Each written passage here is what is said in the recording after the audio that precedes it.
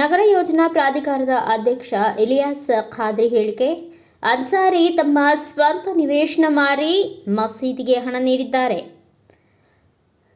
ಕೇವಲ ಕೊಪ್ಪಳ ಜಿಲ್ಲೆ ಮಾತ್ರವಲ್ಲ, ಇಡೀ ರಾಜ್ಯ ಕಂಡ ಅತ್ಯಂತ ಸಭ್ಯ, ಪ್ರಾಮಾಣಿಕ, ಅಪರೂಪದ ರಾಜಕಾರಣಗಳಲ್ಲಿ ಮಾಜಿ ಸಚಿವ ಇಕ್ಬಾಲ್ ಅನ್ಸಾರಿ ಒಬ್ಬರಾಗಿದ್ದು, ಅವರ ಮೇಲೆ ವಿನಾಕಾರಣ ವಫ್ ಆಸ್ತಿ ಕಬಳಿಕೆ ಸರಿಯಲ್ಲ ಎಂದು ನಗರ ಯೋಜನಾ ಪ್ರಾಧಿಕಾರದ ಅಧ್ಯಕ್ಷ ಇಲಿಯಾಸ್ ಖಾದ್ರಿ ಹೇಳಿದ್ದಾರೆ.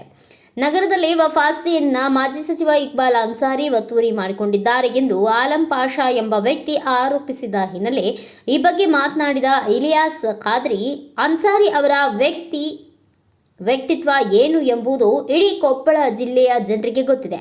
ಈ ಹಿಂದೆ ಅವರು ಸಚಿವರಾಗಿದ್ದ ಸಂದರ್ಭದಲ್ಲಿ ಇಕ್ಬಾಲ್ ಅನ್ಸಾರಿ ಅವರಿಗೆ ಸರ್ಕಾರದ ಶಿಫಾರಸ್ಸಿನ ಹಿನ್ನೆಲೆ ಬೆಂಗಳೂರು ನಗರಾಭಿವೃದ್ಧಿ ಪ್ರಾಧಿಕಾರದ ನಿವೇಶನ ಮಂಜೂರಾಗಿತ್ತು. ಆದರೆ ತಮ್ಮ ಸ್ವಂತ ನಿವೇಶನ ಮಾರಿ ಮಸೀದಿಗೆ ಹಣವನ್ನು ನೀಡುವ ಮೂಲಕ ತಮ್ಮ ಉದಾರತೆಯನ್ನ ತೋರಿದ್ದಾರೆ. ಇಂತಹ ವ್ಯಕ್ತಿ ಸರ್ಕಾರದ ಮತ್ತು ಸಮುದಾಯದ ಆಸ್ತಿ ಒತ್ತುವರಿ ಮಾಡಿಕೊಂಡಿದ್ದಾರೆ ಎಂದು ಆಲಂ ಪಾಷಾ ಹೇಳುತ್ತಿರುವುದು ಸತ್ಯಕ್ಕೆ ದೂರವಾದ ಮಾತು. ಇದಕ್ಕೆ ಸಂಬಂಧಿಸಿದಂತೆ ಏನಾದರೂ ದಾಖಲೆ ಇದ್ದರೆ ಆಲಂ ಪಾಷಾ ಮಾಧ್ಯಮದ ಮುಂದೆ ಬರಲಿ, ದಾಖಲೆ ಬಿಡುಗಡೆ ಮಾಡಲಿ. ಅದು ಬಿಟ್ಟು ಕೇವಲ ಸಾಮಾಜಿಕ ಜಾಲತಾಣದಲ್ಲಿ ಹೇಳಿಕೆ ನೀಡುವ ಮೂಲಕ ಸಮಾಜದಲ್ಲಿ ಗೊಂದಲ ಸೃಷ್ಟಿಸುವ ಕೆಲಸ ಮಾಡುತ್ತಿದ್ದಾರೆ. ಇಕ್ಬಾಲ್ ಅನ್ಸಾರಿ ದೂರದೃಷ್ಟಿ ಇರುವ ನಾಯಕ. ತಮ್ಮ ಅಧಿಕಾರದ ಅವಧಿಯಲ್ಲಿ ಇಡೀ ರಾಜ್ಯದ ಜನ ಗಂಗಾವತಿಯತ್ತ ತಿರುಗಿ ನೋಡುವಂತೆ ಕ್ಷೇತ್ರವನ್ನು ಅಭಿವೃದ್ಧಿಪಡಿಸಿದ್ದಾರೆ.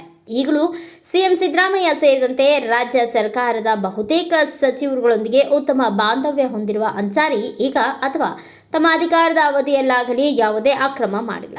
ಭ್ರಷ್ಟಾಚಾರ, ವರ್ಗಾವಣೆ, ದಂಧೆ, ಅಕ್ರಮ ವ್ಯವಹಾರದಿಂದ ಯಾವಾಗಲೂ ಅನ್ಸಾರಿ ಬಹುದೂರ ಸರಿದು ನಿಲ್ಲುವ ವ್ಯಕ್ತಿ.